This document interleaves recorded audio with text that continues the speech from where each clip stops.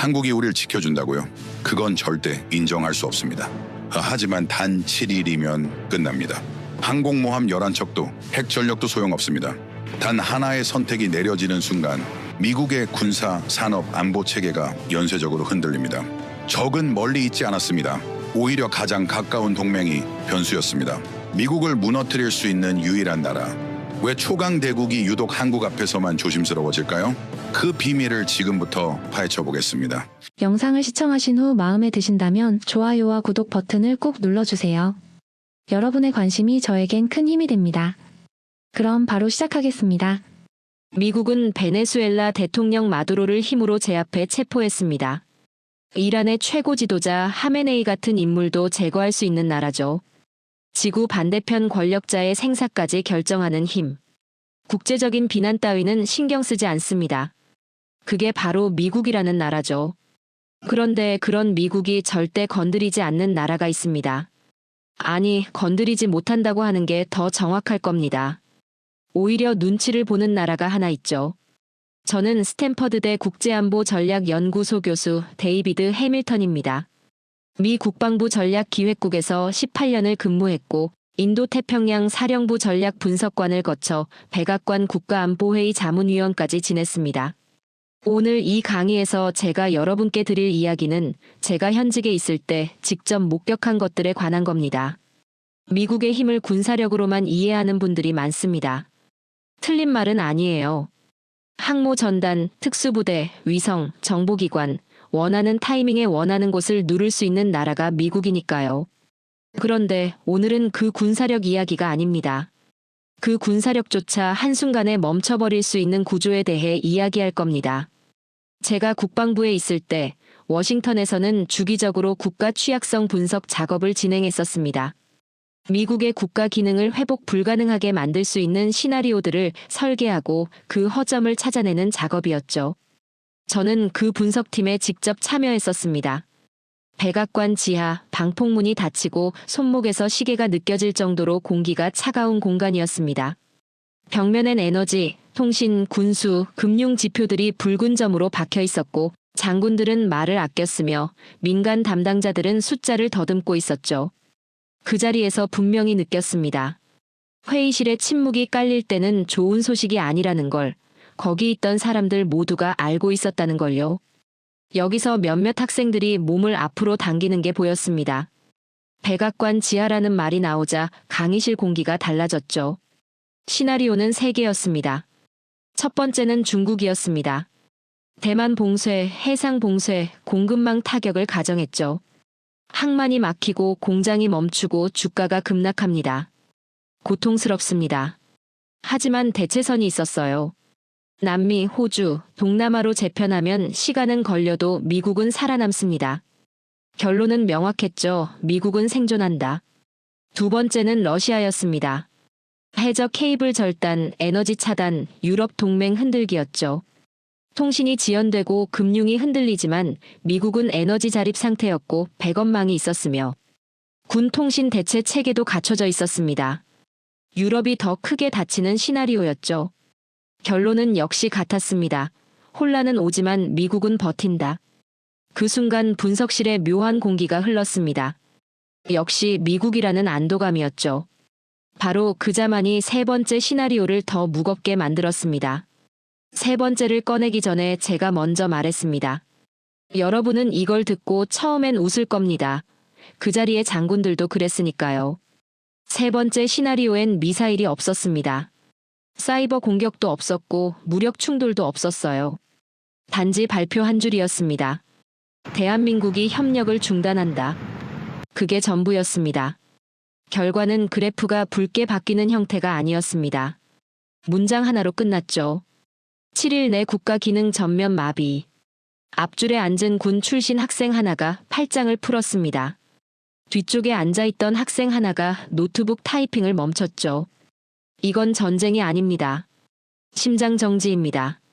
총은 막을 수 있어도 부품이 끊기면 움직일 수가 없어요. 싸울 군대가 아니라 굴러갈 국가 자체가 멈추는 겁니다. 그때 한 학생이 손을 들었습니다. 교수님, 저는 이해가 잘 안 되는 게 있어요. 중국이나 러시아도 못 흔드는 미국을 한국이 멈춘다는 건데 한국이 실제로 그만한 위치에 있는 나라인지 잘 모르겠어요. 당연한 의문입니다. 그리고 그게 바로 한국의 진짜 무서운 점이에요. 한국은 떠들지 않습니다. 조용히, 아주 조용히 세계를 잠식해왔죠. 왜 조용하냐고요? 떠벌리기 시작하는 순간 표적이 된다는 사실을 한국은 너무 잘 알고 있기 때문입니다.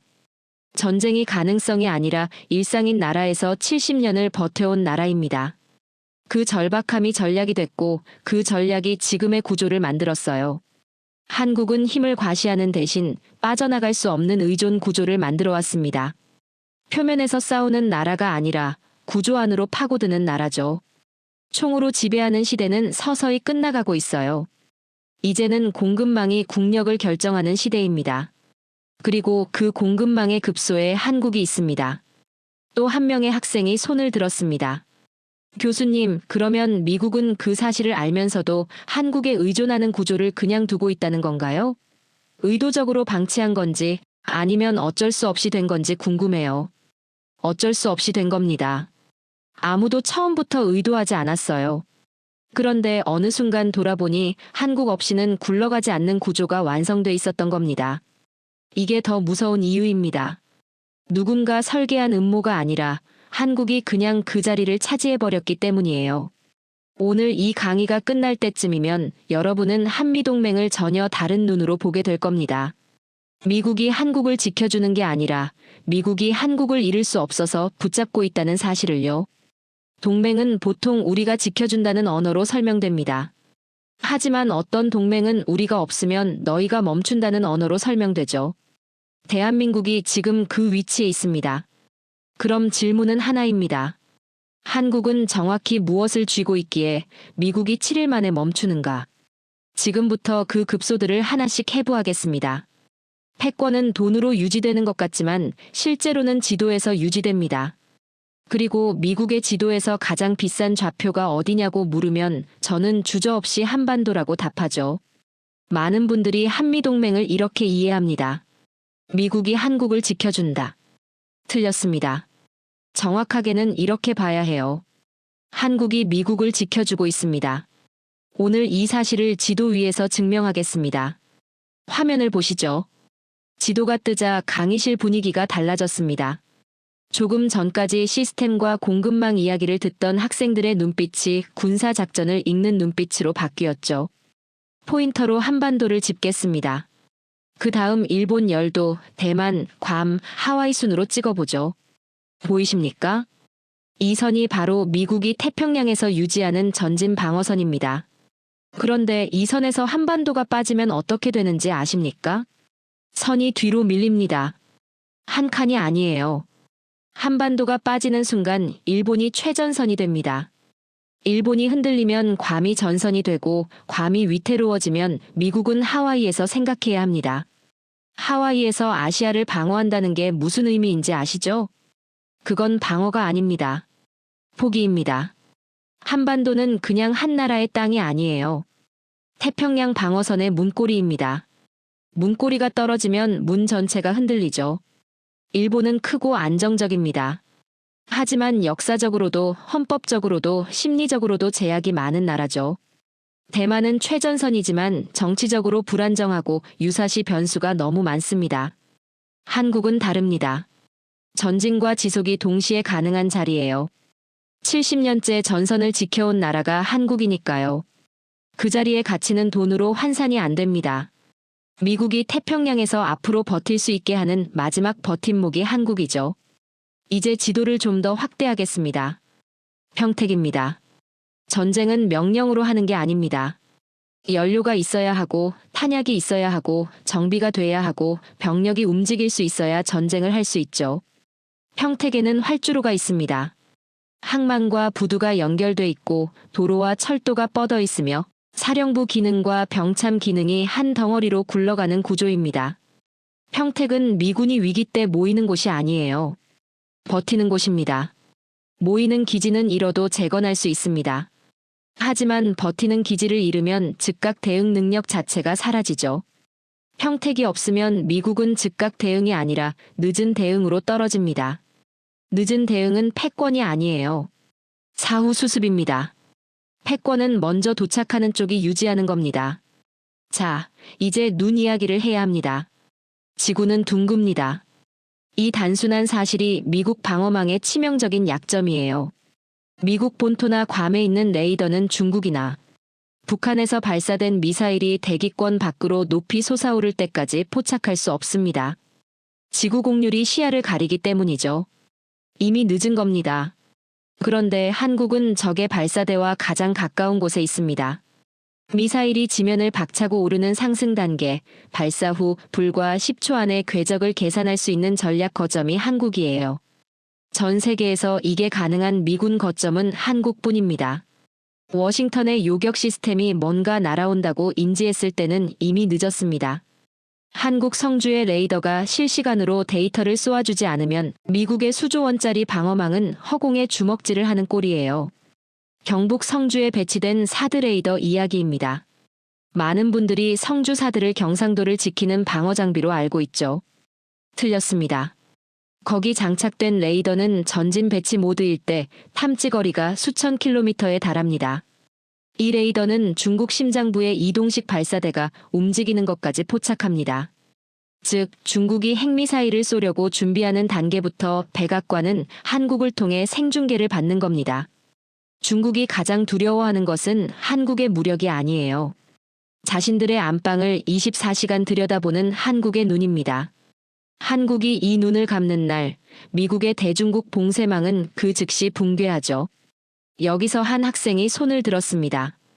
교수님, 그러면 한국이 미국한테 엄청난 걸 제공하고 있는 건데, 미국이 한국을 지켜준다는 표현 자체가 잘못된 거 아닌가요?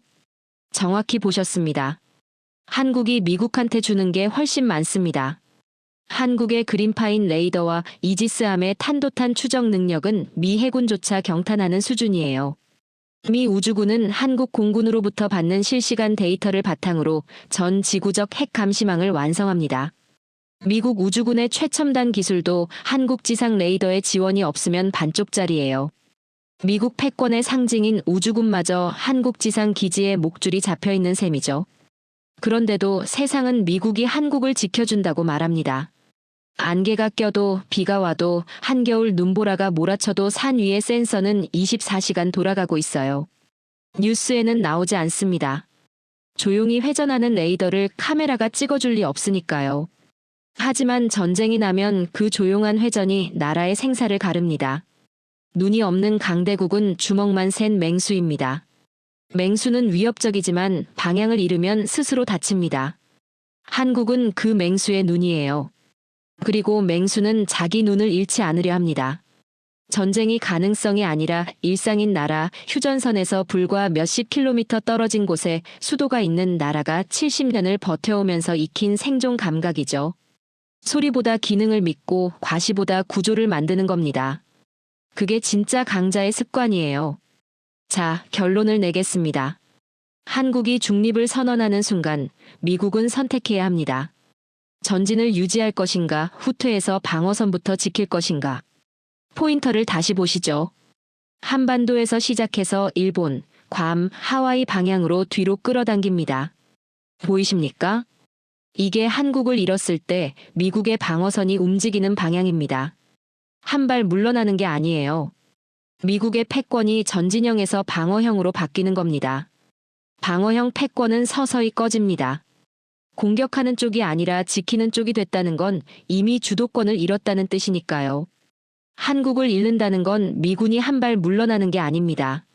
미국의 눈이 꺼지고 심장이 뒤로 밀리고 패권이 수축하기 시작하는 겁니다. 그런데 지도만 급소가 아닙니다. 다음은 더 잔인한 이야기예요. 바다입니다. 세계 최강 해군의 왕관인 항공모함, 그 항모가 실제로 굴러가려면 무엇이 필요한지 그 이야기를 지금부터 하겠습니다. 항공모함 사진을 보시죠. 핵추진 항공모함입니다.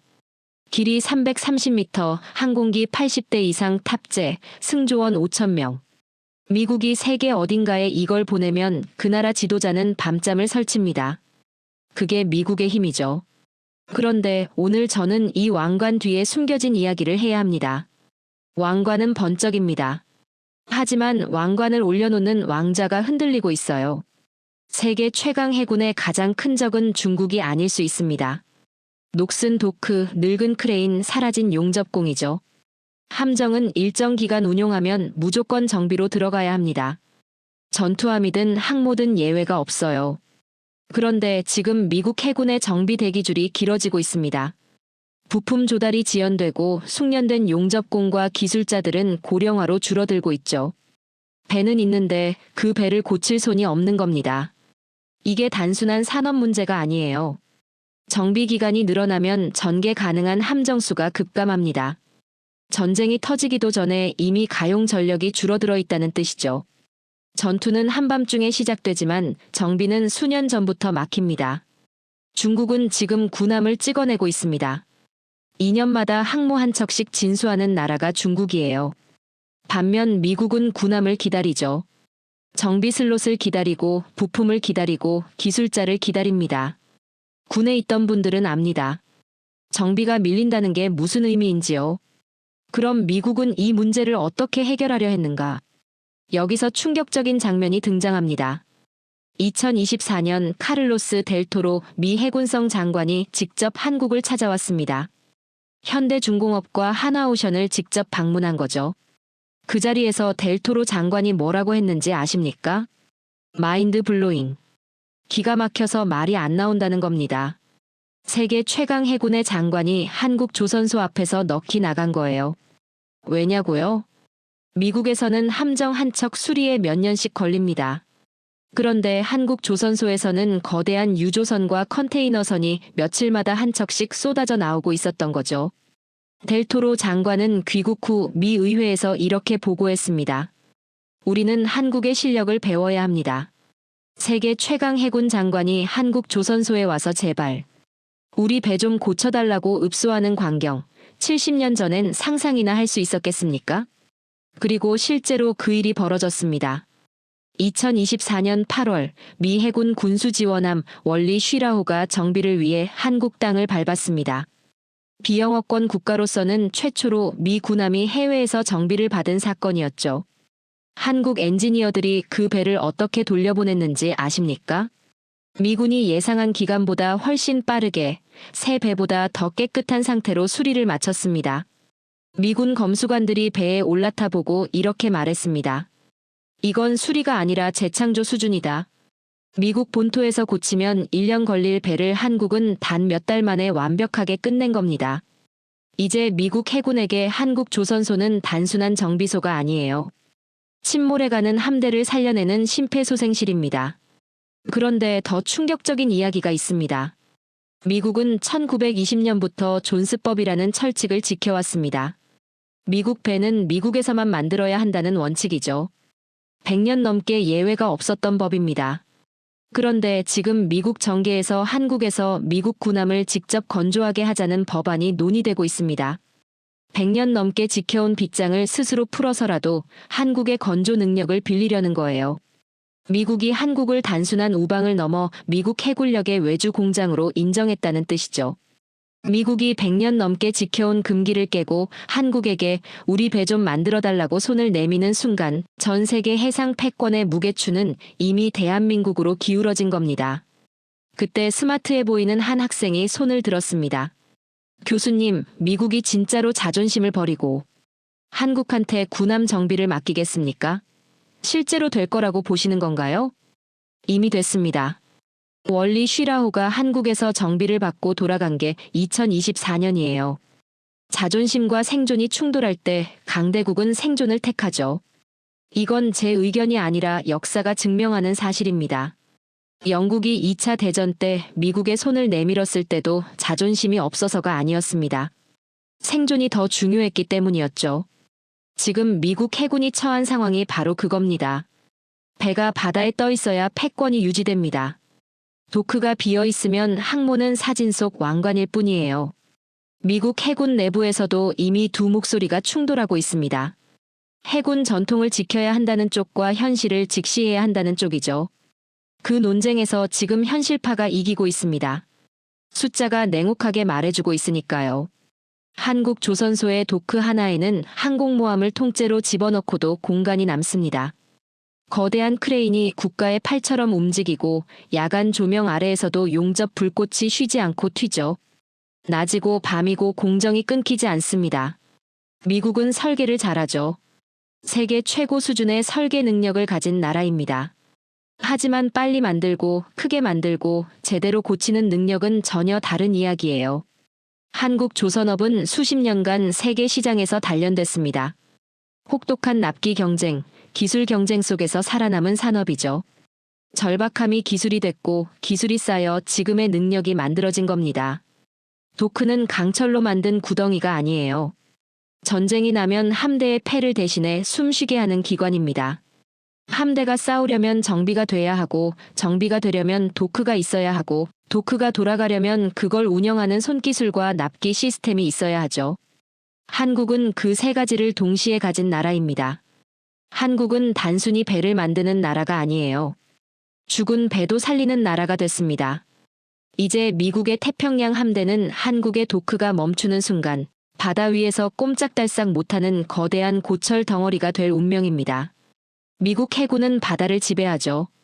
하지만 그 바다에 다시 나가게 해주는 문은 한국 도크가 쥐기 시작했습니다. 그런데 바다는 철로 움직이지만 지금 전쟁은 철만으로는 안 됩니다. 드론이 날고 위성이 보고 AI가 판단을 보조하죠. 그 AI가 생각하려면 뇌가 필요하고 그 뇌가 기억하려면 특별한 부품이 필요합니다. 그런데 그 AI가 멈추면 어떻게 되는지 아십니까? 가장 비싼 무기가 한순간에 멍청해집니다. 지금 전쟁은 탱크 숫자로 결정되지 않아요. 철과 석유의 시대는 끝났습니다. 지금은 칩과 데이터의 시대죠. 그리고 그 시대의 탄약고를 한국이 쥐고 있습니다. AI를 이렇게 생각해 보시죠. 두뇌가 있습니다. 연산을 담당하는 프로세서, 미국이 설계하는 GPU가 두뇌입니다. 그런데 두뇌가 아무리 뛰어나도 기억이 없으면 아무것도 못합니다. 어제 뭘 했는지, 지금 뭘 보고 있는지, 다음에 뭘 해야 하는지 그 모든 걸 저장하는 기억장치가 없으면 두뇌는 그냥 빈 껍데기예요. AI 시대의 기억장치가 바로 HBM입니다. 고대 역폭 메모리, 쉽게 말하면 AI의 단기 기억을 담당하는 핵심 부품이죠. AI 전쟁에서 HBM은 총알입니다. 총알이 떨어지면 총은 고철이에요. AI도 마찬가지입니다.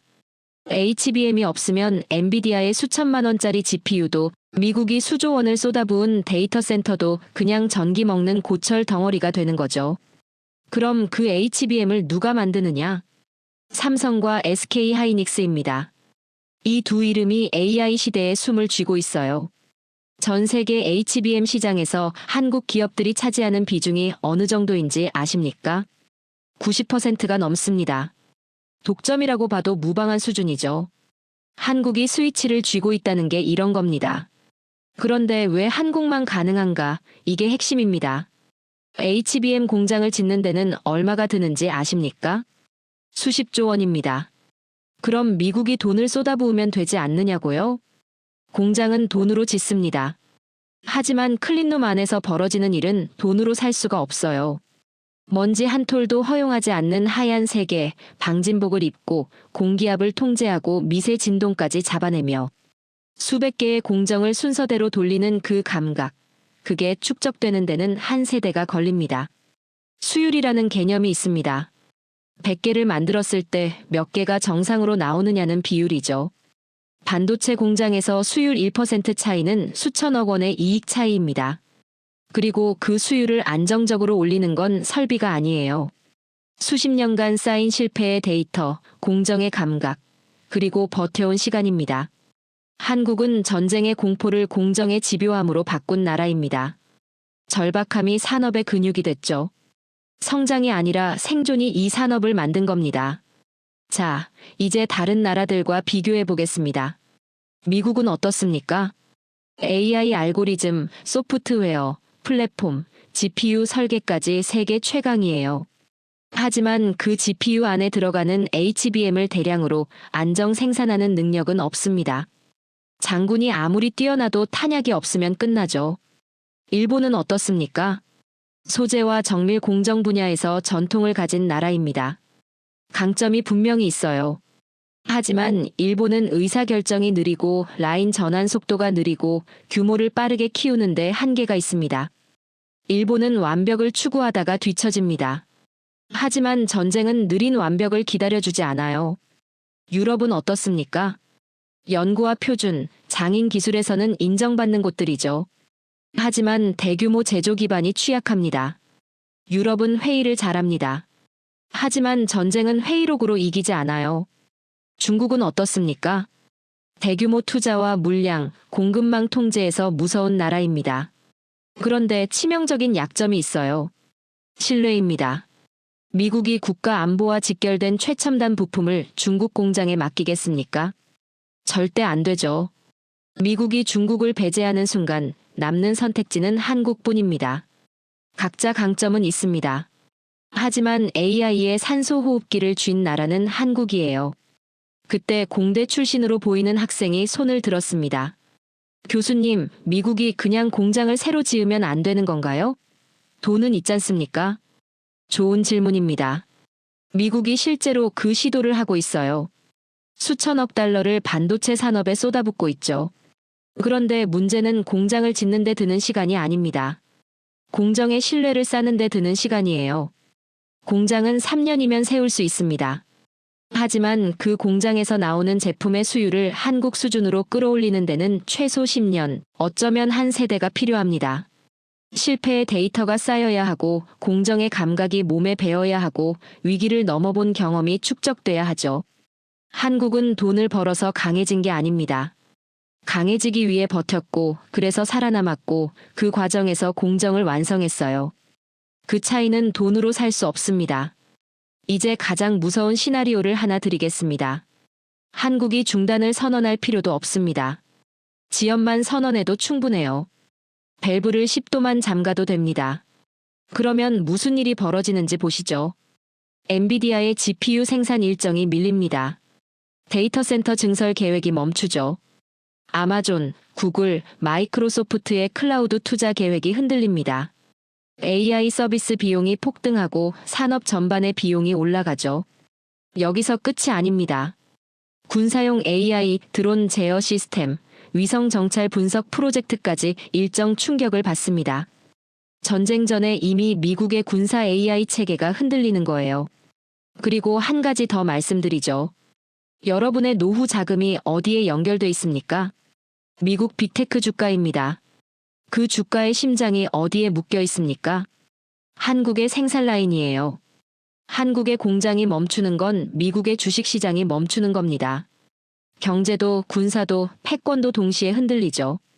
한국이 스위치 하나를 쥐고 있는 겁니다. 미국은 AI로 패권을 연장하려 합니다. 하지만 패권은 의지만으로 되는 게 아니에요. 패권은 스위치를 가진 자가 유지합니다. 그리고 지금 AI 제국의 심장 박동기를 쥔 나라는 대한민국입니다. 그래서 미국이 움직이기 시작했습니다. 100년 동안 잠가뒀던 빗장들을 한국을 붙잡기 위해 하나씩 풀기 시작한 거예요. 미국이 한국 앞에서 내려놓은 것들, 특혜가 아니라 생존을 위한 대가입니다. 미국 외교는 냉혹합니다. 국익 앞에서는 동맹도 없어요.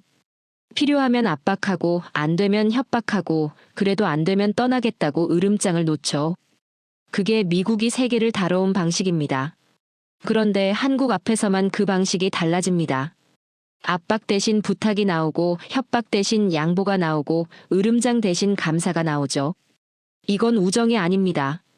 계산이에요. 더 정확하게는 생존 계산입니다. 오늘은 미국이 한국 앞에서 실제로 내려놓은 것들을 보여드리겠습니다. 말이 아니라 행동으로 드러난 증거들이에요. 첫 번째, 일본과 비교해보죠. 미국은 일본을 어떻게 다뤄왔습니까? 2차 대전 이후 일본은 미국의 가장 충성스러운 동맹입니다. 경제적으로 협력하고 군사적으로 의지하고 외교적으로 보조를 맞춰왔죠. 그런데 미국은 그 충성스러운 일본에게 늘 보이지 않는 고삐를 채워왔습니다. 공격용 무기의 사거리, 전략 자율성, 독자적인 군사 행동 능력, 이런 것들에는 늘 제한이 걸려 있었어요. 일본이 아무리 로비를 해도 미국은 일본을 잠재적 리스크로 관리해왔죠. 충성은 인정하지만 완전한 자유는 주지 않는다는 원칙이었습니다. 그런데 한국에게는 어떻게 했습니까? 42년 동안 한국의 미사일에는 족쇄가 채워져 있었어요. 사거리 제한, 탄두 중량 제한, 미국의 허락 없이는 더 강한 미사일을 만들 수 없는 구조였죠. 그런데 2021년 미국이 그 족쇄를 완전히 풀었습니다. 42년 동안 채워둔 고삐를 한국 앞에서 스스로 풀어버린 거예요. 이제 한국은 자체 판단으로 더 멀리, 더 강하게, 더 크게 설계할 수 있는 길이 열렸습니다. 미국은 일본에게는 감시의 동맹을 적용했습니다. 그런데 한국에게는 자율의 동맹을 열어줬어요. 왜 그랬을까요? 고삐가 풀린 맹수는 위험합니다. 그런데 미국이 그 위험을 감수했어요. 왜냐하면 그 맹수가 돌아서는 순간 미국이 더 위험해지니까요. 전쟁을 실제로 겪고 매일 전쟁을 준비하는 나라에게 미국은 결국 결정권의 일부를 넘겨줄 수밖에 없었던 겁니다. 두 번째, 독일과 비교해보죠. 미국이 독일을 대하는 언어가 있습니다. 안보 무임승차, 돈 더 내라, 안 그러면 철수한다. 나토 방위비 문제가 불거질 때마다 미국이 독일에게 하는 말이에요.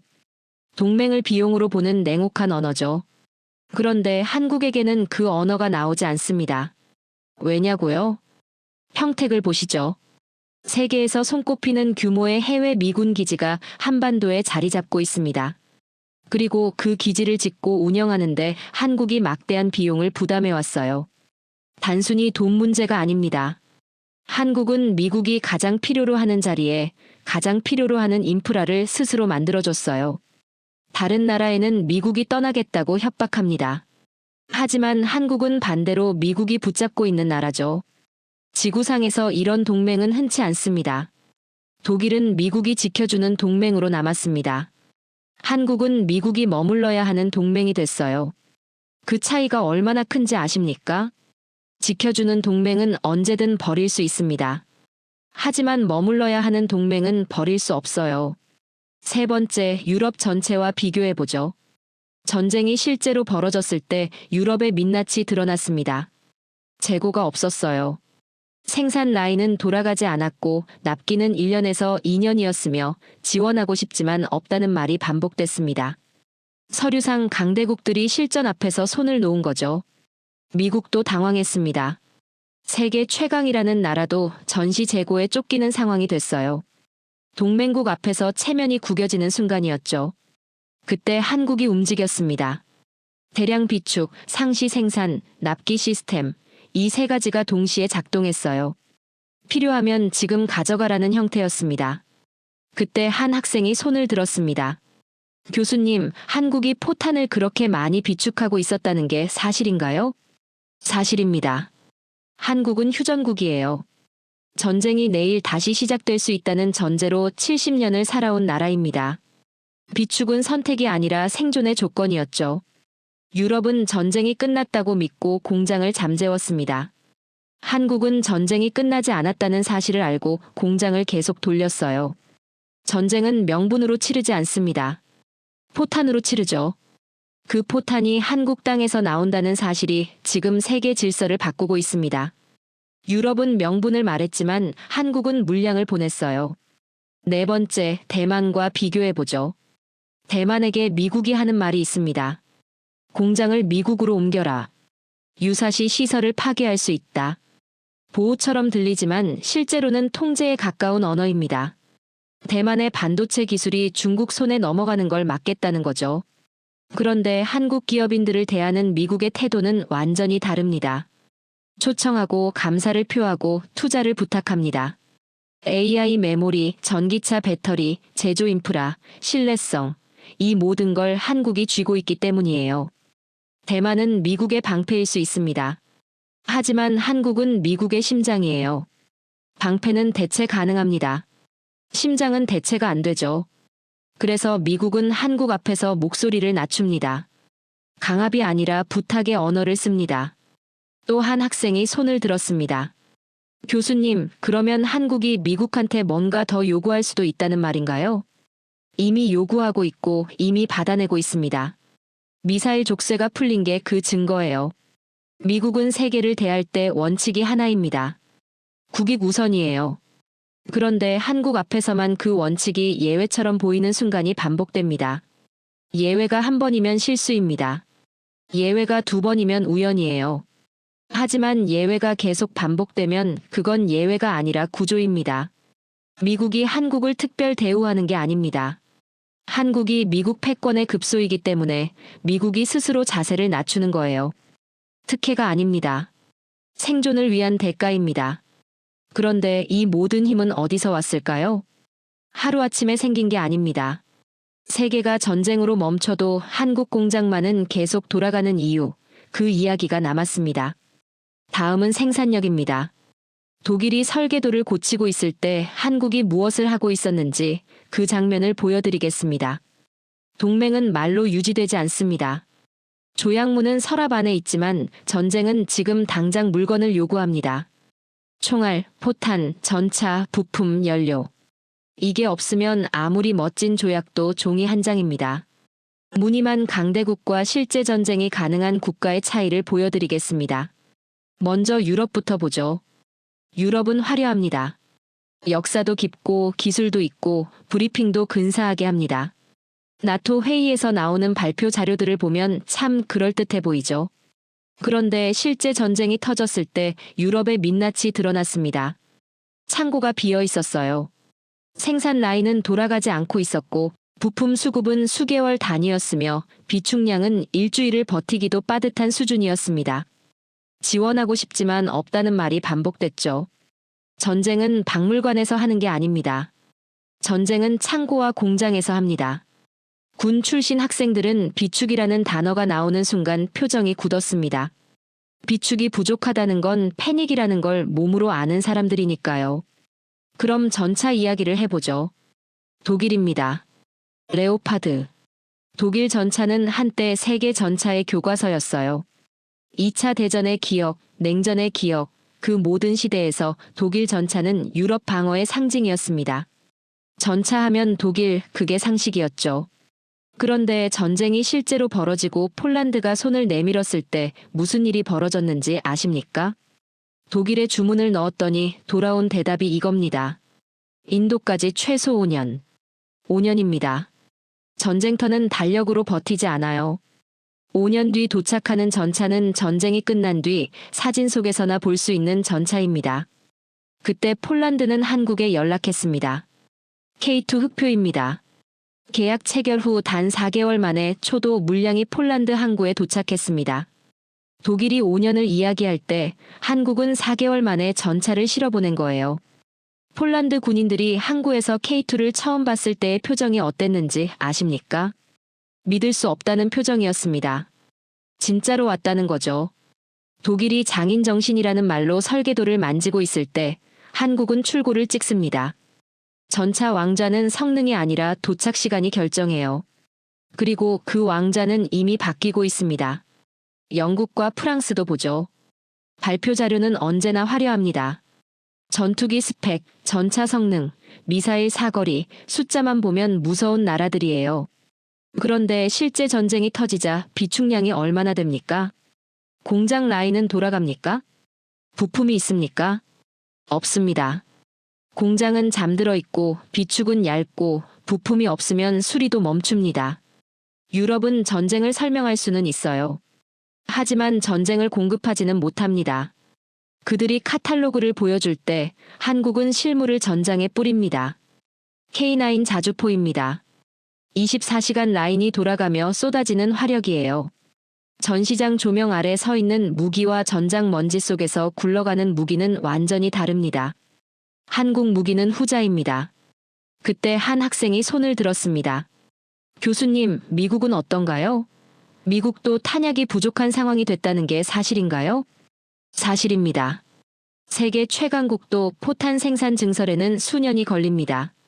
전선이 길어지고 소모가 빨라지면 재고가 바닥나요. 여기저기서 끌어모으는 상황이 됩니다. 그 공백을 메운 나라가 한국이에요. 단일 국가 비축량이 360만 발을 넘습니다. 필요하면 지금 당장 공급 가능한 나라가 한국이죠. 미국이 자유진영의 머리라면 한국은 그 머리가 싸울 수 있게 해주는 근육과 탄약입니다. 머리만 있고 근육이 없으면 어떻게 됩니까? 아무것도 못합니다. 자유세계는 누가 더 빨리 채우느냐로 살아남습니다. 그걸 해낼 수 있는 나라가 지금은 한국뿐이에요. 그런데 여기서 한 가지 질문이 생깁니다. 왜 한국만 이게 됩니까? 왜 유럽은 안 되고 미국도 어렵고 한국만 되는 겁니까? 답은 간단합니다. 한국은 전쟁이 가능성이 아니라 상태인 나라이기 때문이에요. 휴전국입니다. 정전협정이 체결됐을 뿐 전쟁은 끝나지 않았습니다. 그 사실이 70년 동안 한국의 공장을 잠들지 못하게 했어요. 유럽은 전쟁이 끝났다고 믿었습니다. 그래서 공장을 잠재웠죠. 평시 생산량만 유지하고 비축은 줄이고 군수 산업에 대한 투자는 경제성 논리로 축소했습니다. 하지만 한국은 단 하루도 그렇게 생각한 적이 없어요. 내일 다시 총성이 들릴 수 있다는 전제로 산업을 유지해온 나라입니다. 납기 강박이 아니에요. 생존 강박입니다. 그 강박이 속도를 만들었고 그 속도가 세계를 놀라게 하는 겁니다. 한국의 빠른 납기는 상업적 효율이 아니에요. 안보가 만들어낸 본능입니다. 총성이 들릴 수 있는 나라에서만 나오는 속도죠. 그리고 빠른 것만이 아닙니다. 빠른데 고장이 안 납니다. 이게 진짜 무서운 거예요. 보통 빨리 만들면 품질이 떨어진다고 생각하죠. 대량 생산하면 신뢰성이 낮아진다고 생각합니다. 한국이 그 편견을 박살냈어요. K9 자주포는 영하 40도 혹한에서도 작동합니다. 영상 50도가 넘는 사막에서도 굴러가요. 연속 사격을 반복해도 고장률이 경쟁국 무기와 비교가 안 될 정도로 낮습니다. 전쟁터에서 실제로 쓰면서 데이터가 쌓였기 때문이에요. 한국의 무기는 스펙으로 말하지 않습니다. 운용 데이터로 말하죠. 전쟁은 시험장이 아니라 현실입니다. 한국은 그 현실에서 합격한 나라예요. 독일이 설계도를 고칠 때 한국은 전차를 출고하고 미국이 예산을 심의할 때 한국은 포탄을 배에 싣습니다. 이제 자유세계의 안전을 보장하는 것은 나토의 조약문이 아닙니다. 대한민국 창원 공장의 24시간 불빛입니다. 그 불빛이 꺼지는 날 자유세계의 전선도 꺼집니다. 그런데 이 힘이 어디서 왔는지 아십니까? 하루아침에 생긴 게 아니에요. 70년 전 포탄 상자를 잘라서 지붕을 만들던 나라가 있었습니다. 전쟁이 끝나고 아무것도 없었던 나라가 이제는 세계의 탄약고가 됐어요. 그런데 그 변화가 단순한 경제 성장이 아닙니다. 미국은 그 변화를 보면서 다른 감정을 느낍니다. 감사입니다. 그리고 그 감사에는 아주 깊은 이유가 있어요. 지금까지 저는 숫자와 구조로 이야기했습니다. 지도, 도크, 반도체, 포탄, 납기. 차갑고 냉정한 이야기들이었죠. 다음으로 할 이야기는 숫자가 아닙니다. 감정입니다. 국제정치는 냉혹합니다. 하지만 국가를 움직이는 마지막 엔진은 언제나 국민 감정이에요. 그리고 한국은 미국의 국민 감정, 그 중에서도 가장 무거운 감정인 전쟁의 기억에 손을 얹은 나라입니다. 이게 무슨 의미인지 먼저 미국 사회의 속을 들여다봐야 합니다. 미국은 전 세계에 돈과 피를 뿌렸습니다. 20세기 이후 미국이 개입한 전쟁과 분쟁이 얼마나 됩니까? 셀 수가 없을 정도예요. 그런데 그 전쟁들이 끝나고 나면 공통적으로 남는 감정이 있습니다. 허무입니다. 우리가 거길 왜 갔지? 우리가 뭘 얻었지? 우리 아이들이 왜 거기서 죽었지? 이 질문들이 미국 사회 깊은 곳에 박혀 있어요. 베트남이 그랬고, 이라크가 그랬고, 아프가니스탄이 그랬습니다. 아프가니스탄을 보시죠. 20년 동안 2조 달러를 쏟아붓고 수천 명의 젊은이들이 그 땅에서 목숨을 잃었어요. 그런데 미국이 철수하는 순간 카불 공항에서 무슨 장면이 벌어졌습니까? 사람들이 이륙하는 비행기 바퀴에 매달렸습니다. 20년이 무너지는데 단 며칠이 걸렸어요. 그 장면을 본 미국의 참전 용사들, 유가족들이 어떤 감정을 느꼈을지 아십니까? 우리 아이가 왜 거기서 죽었나? 그 질문에 아무도 답을 못했습니다. 그런데 한국은 달랐습니다. 미국이 가장 두려워하는 질문, 그 희생이 헛되지 않았나에 정면으로 답해준 유일한 나라가 한국이에요. 70년 전 폐허였습니다. 전쟁이 핥히고 간 땅, 아무것도 없었던 나라가 지금 어떻게 됐습니까? 세계 10위권 경제대국이 됐습니다. 민주주의가 뿌리를 내렸고 자유가 살아있고 국민이 번영하고 있어요. 미국이 전쟁에서 얻고 싶었던 정답 그 자체입니다. 희생이 투자로 바뀐 유일한 사례죠. 이제 워싱턴 이야기를 해야 합니다. 한국전 참전용사 기념공원에 추모의 벽이 세워졌습니다. 한국 전쟁에서 전사하거나 실종된 미군 3만 6천여 명의 이름이 새겨진 벽이에요. 이 벽이 세워지기까지 오랜 시간이 걸렸습니다. 예산이 없어서가 아니었어요. 무관심과 행정지연 속에서 계속 미뤄졌던 일이었죠. 그런데 한국이 움직였습니다. 한국 정부와 기업, 그리고 사람들이 정성으로 밀어붙였어요. 완공식 날 그 벽 앞에 노병들이 모였습니다. 허리가 굽은 노인들이었어요. 70년 전 20도 안 된 나이에 낯선 땅에서 총을 들었던 사람들이죠. 어떤 노병은 벽 앞에 서서 한참 동안 말을 잃었습니다. 손가락 끝이 벽면을 더듬다가 한 이름 앞에서 멈췄어요. 그 이름이 전우인지 형제인지 함께 참호를 지켰던 누군가인지 저는 모릅니다. 하지만 그 표정이 모든 걸 말해줬습니다. 작은 손주가 할아버지 옆에 서서 이름을 한 글자씩 읽어드렸습니다. 할아버지는 그걸 들으며 고개를 숙였어요. 누군가는 이름 옆에 작은 꽃을 올렸고 누군가는 군번줄 모양의 펜던트를 손에 쥔 채 오랫동안 서 있었습니다. 그 순간만큼은 패권도, 중국도, 러시아도 사라지고 젊은 시절 전쟁만 남았습니다. 이 벽은 돌이 아닙니다.